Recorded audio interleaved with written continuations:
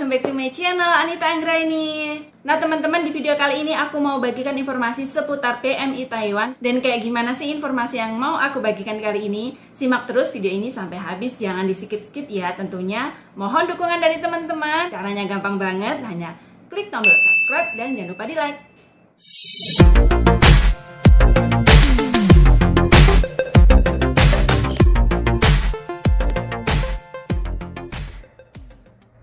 Oh ya teman-teman, aku mau kasih tahu kalau mau pesan kardus ESC Global TK jangan lupa ya pakai kode Anita10 maka akan mendapatkan potongan harga lebih murah.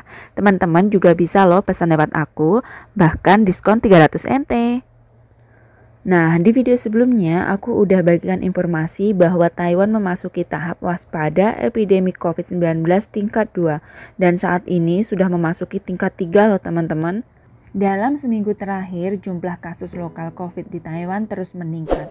Pusat Komando Epidemi Pusat telah mengumumkan bahwa dari 15 Mei hingga 28 Mei, Kota Taipei dan Kota New Taipei akan ditingkatkan level 3 kewaspadaan epidemi. Dan jumlah kasus baru diumumkan meningkat 180 dalam satu hari. Ini pada tanggal 15 Mei kemarin ya.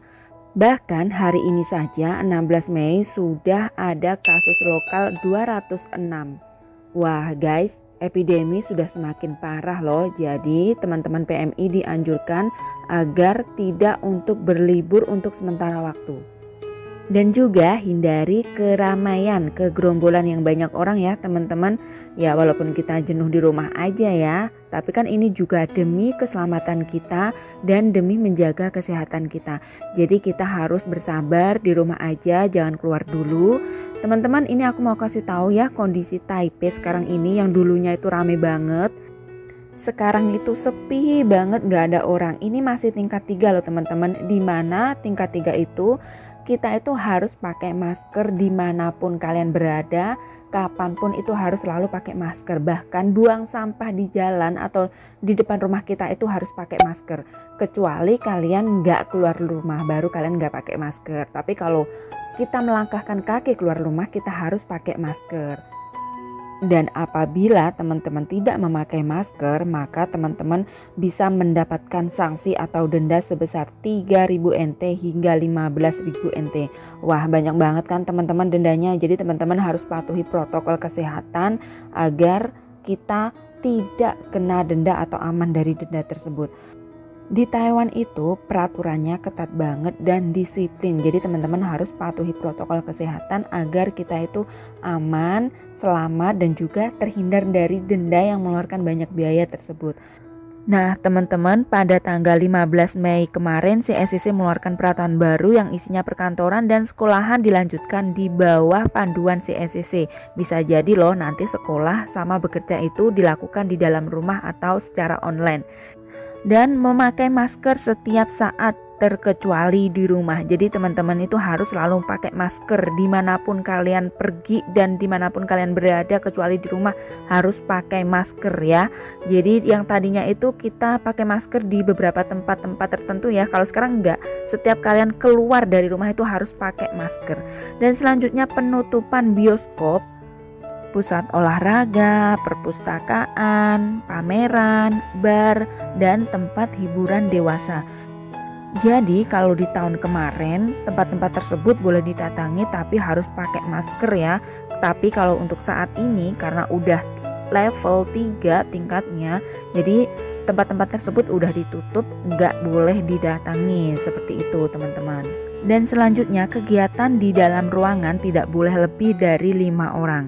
Untuk di luar ruangan tidak boleh lebih dari 10 orang. Jadi kalau misalkan teman-teman mengadakan pertemuan gitu ya teman-teman, kalau di dalam ruangan nggak boleh lebih dari 5 orang. Tapi kalau di luar ruangan tidak boleh lebih dari 10 orang. Selanjutnya menggunakan pendaftaran ID. Jadi misalnya kalau teman-teman itu mau masuk ke toko atau ke 7-Eleven gitu ya, teman-teman itu harus mendaftarkan diri identitas kalian seperti nama dan juga nomor telepon.